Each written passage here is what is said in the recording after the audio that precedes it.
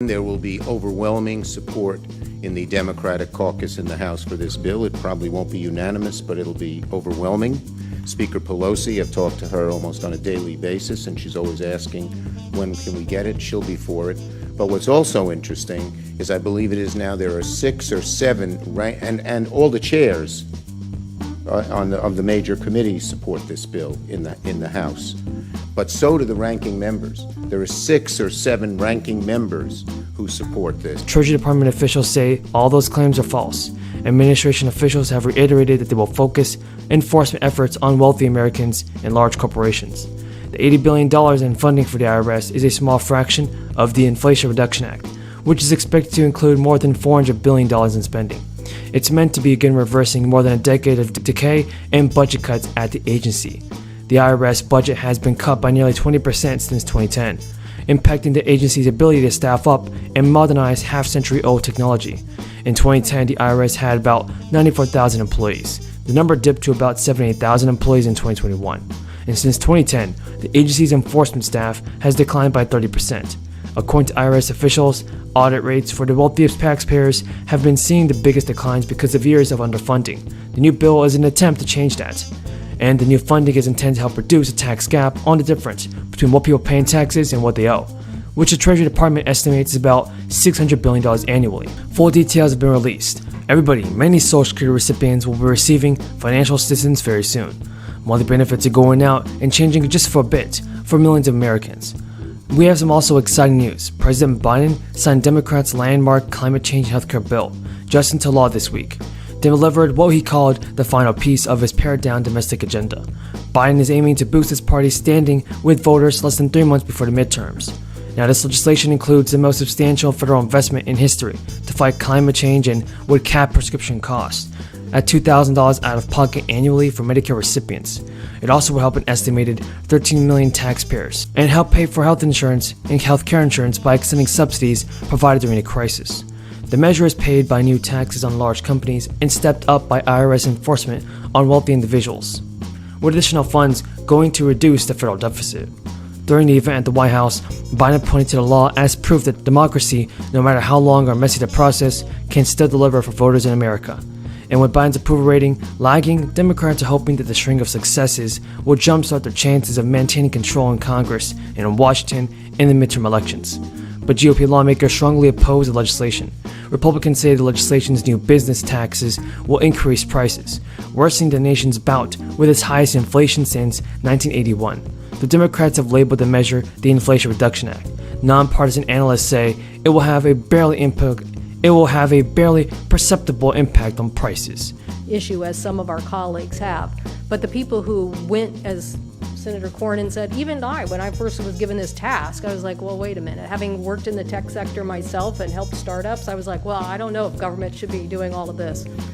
But when you looked and saw the details of what was happening, I mean, I guess that's what I would say here, is that these people all really did the homework. And what we became convinced of is that there was a real problem here.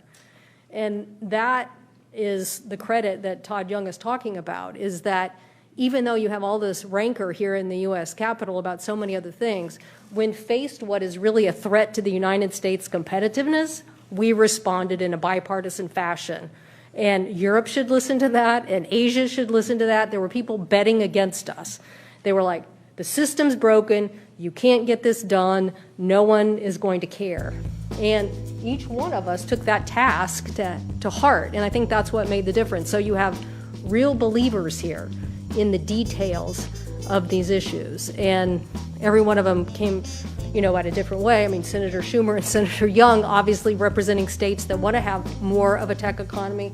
Senator Cornyn and I, where did he go? He left states that already have a tech economy and know how much we believe in that, and we want to see it happen everywhere. But I think really the substance of the facts led people to get away from this kind of distortion that people are saying and get down to the reality of the situation. So I give us a lot of credit for responding on behalf of America. That's who people responded on behalf of America and America's future. Maria, can I just add one thing here? Yep. Beyond specific supply chains, China has laid out, maybe too clearly, in their Made in China 2025 document, the technology domains, 17 of them, where China wants to dominate. We don't even have, if you ask the CIA what our key technologies are, if you ask Commerce, if you ask OST, the Office of Science Technology, you have different lists. Now, I'm not sure we ought to have the same exact list, but this is a technology race, and we have never faced the challenge that we faced with the People's Republic of China. With the size of their economy, the investment they make, the $500 billion a year of intellectual property theft. So I've got a problem, we should say, how can we help? And so I thank you for your service. I thank you for all of you who are here for your service. And I hope that hearing you will inspire more veterans to do exactly what you're doing. Sign up. Get ready for more stimulus checks from Congress. So President Biden is taking immediate action to push forward his Build Back Better bill through Congress, and the IRS has announced that 22 million payments have been sent out this month in regards to tax returns and stimulus checks. The tax season actually kicked off on January 24th, and the IRS has issued more than 22 million tax refunds worth about $78 billion. The IRS reported today that as of February 18th, the average refund was $3,536. Some tax experts predict smaller refunds for families who received the advanced child tax credit and borrowers who paused student loan payments. The latest filing season, the commissioner of the IRS said, "We urge extra attention to those who received an economic impact payment or an advanced child tax credit last year. People should make sure they report the correct amount on their tax return to avoid delays." The IRS sent about 7.4 million math error notices for stimulus payment mistakes from January 1st through July 15th, 2021, delaying refunds, and many people are still waiting for a resolution.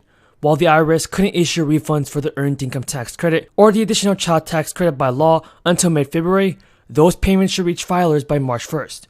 And according to the IRS, you can check your refund status with the Where's My Refund online tool. Now also, those who welcome the new baby to their family in 2021 could qualify to receive up to $5,000 on their tax refund this year. This is due to two tax credits in the $1.9 trillion aid package President Biden signed into law. Parents who meet eligibility requirements will receive $3,600. Thanks to an expanded credit this year, and a $1,400 stimulus check for dependents. Eligible parents qualify for both the child tax credit and stimulus check as long as their baby was born by the end of 2021, and they claim the newborn as dependent when they file their taxes this year. Many people, already received a $1,400 stimulus check, but because the checks were in advance of a 2021 tax credit, eligible parents can receive the payment for their newborn this year when filing taxes. So everybody, just make sure to keep an eye out for your letter from the IRS. And Representative AOC Alexandria Ocasio-Cortez took to Twitter to urge President